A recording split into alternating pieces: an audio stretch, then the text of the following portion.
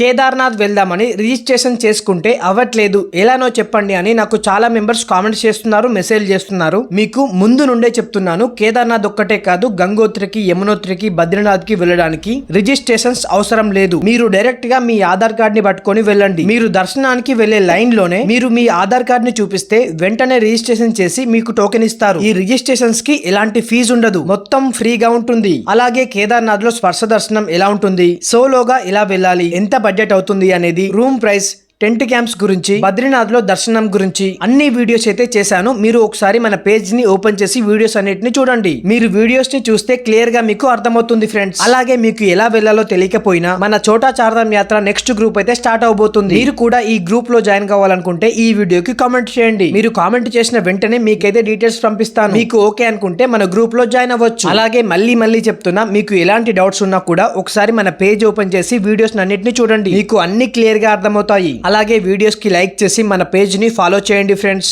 Her her Mahadev, Shambho Shankara. Support చేయొచ్చు కదా. Tata, bye.